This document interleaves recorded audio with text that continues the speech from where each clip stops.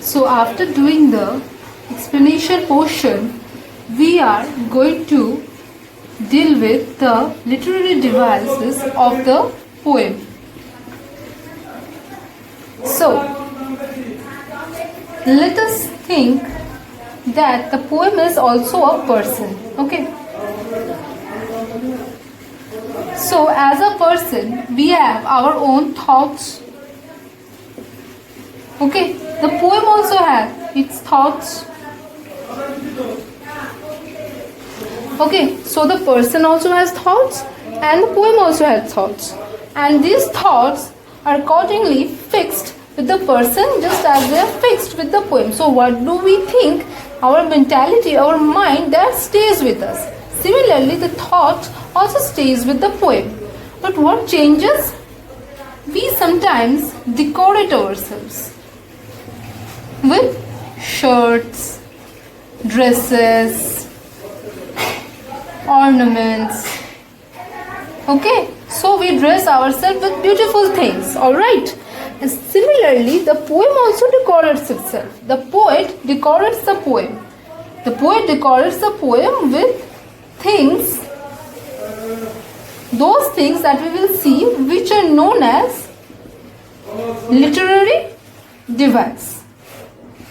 Okay, so we came across this term before. I know you are accustomed with this term. Still, just I wanted to show you the similarity between a person and a poem. So whenever in literature we consider each poem or prose as something very close to our heart. So what happens? We compare the thoughts of this person with the thoughts of the poem.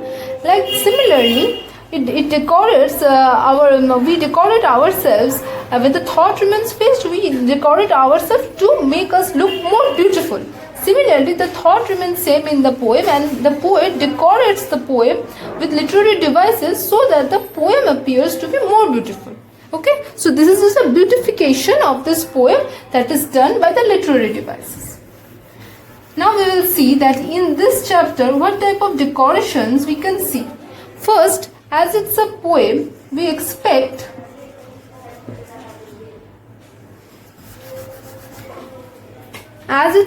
so we expect some decoration in terms of its rhyme. In terms of what? In terms of its rhyme. And the decoration that is done in terms of its rhyme is known as rhyme scheme. So, in stanza 1, there are no end rhymes. In stanza 1, there are no end rhymes. Means this rhythm is not so much important. In stanza 2, we see some near rhymes. What do we see? Some near rhymes. Near rhymes like men, begin. Okay, men is good with hen. Okay, but not with begin. But still somewhat a bit similarity is there just because of this n thing.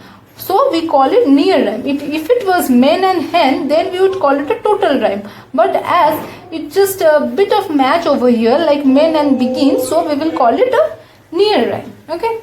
Now, in the next stanza, stanza 3, we see proper rhyme. So proper rhyme like run, gun. Okay. Stanza 4, we see ABCP mentality. I'm going to discuss it later. In stanza 5, there are again no rhyme. While in the last stanza, you can see words, middles, faces. This sort of structurally different words are there. Still, near rhymes can be said like words and middles. But still they do not make certain good type of rhyming scheme. Okay, so this was the basic thing where in this poem we don't come across certain good rhyme schemes. But in stanza, as I am telling you that ABAB I will tell you later on. So in stanza 6 and 7 we see ABCB mentality, and this also we see in stanza 4. So let's take for example stanza 6, with which reference I am going to tell you. So look at your book. The stanza reads, the 8 other runners pulled up on their heels. Okay, so what does the first line ends with? heels. First line ends with heels. The second line ends with the one who had trained for so long to complete. Complete. Okay. We call it B. First line A, second line B. Okay. And third line it ends with help him. And the word is him. So we call it C. And the last one is feet. Okay, so now heels we have given you A. Why? Because this is the first line, so it will be always A. Now, complete. The second word is complete. As this complete word doesn't matches with this heels word, so I will give it a B. If it would have matched with this, then I would give it a. But as it's a new thing, it's a new rhyme, so I will give it a B. Similar with him, as it does not matches with B or A, so I am not going to write here A or B. If it was complete, if it was something else like heels, like here it can be feels. If it was feels over here, then I would have given a over here. Okay, understood? So heels will go with feels and then I would give a. If complete will go with something T here, eat, then I would have given B over here. Okay, similarly, since so as it does not matches with anything, so as these three words are independent without any interlinked rhyming scheme with each other, so I am naming it A, B and C. Now feet. Does feet matches with heels? No. Does feet matches with him? No. But feet matches with complete. Complete feet. So a B repetition is over here. Okay. So this makes it A, B, C, B. Similar with stanza 4 and stanza 7, a similarity between second line and fourth line. Similarity is between second line and fourth line, which gives the B a double trip and the A and the C a single. Okay.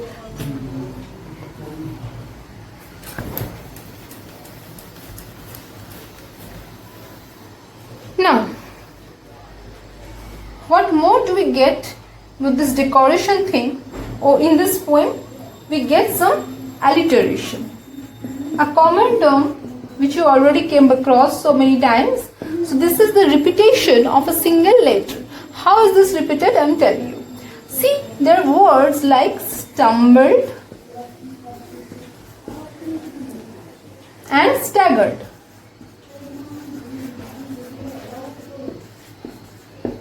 Okay, stumbled and staggered. We know who stumbled and staggered. Now it's up to you to think that in the poem who stumbled and staggered and what happened. Okay, so these two words are linked with which character. You're going to think that in your head. I'm not going to explain it again. So stumbled and staggered, in here what do we get? We get the repetition of this S. Okay, a repetition of this S in two words. The line reads stumbled and staggered. Okay, so here the repetition is happening with this two S without any much difference between these two words. There is no many more words involved over here like and this staggered. No, the repetition is so quick, stumbled and staggered. So when this type of repetition of a single letter occurs in the line, that creates this word alliteration. Here also you can see L and L. So what is alliteration? With a double L, you should remember there is a repetition. Okay, what sort of repetition? With a single letter repeating itself in some words which are very closely related, which sits very closely. Like there cannot be 5 to 6 words difference between these two words. They will sit very closely. So they are very good friends. So as they are very good friends, so they look similar. So when they look similar, what happens? They are known as alliteration. So it's a best friend sort of relationship when there is similarity also and they sit quickly. As you sit beside your friend in the bench in the classroom, similarly they also sit very closely with each other, calling it an alliteration. Okay, clear? Now we will see what happens more. Like, and if you can see all 9 runners joined hands and continued. See, so many good friends over here. 9, runners, joined, hands, and continued N. See, so many close friends are sitting together over here causing this alliteration. So this is another example with this letter N that is creating this alliteration over here. Okay. So this much was the literary devices that the poet used to decorate this poem.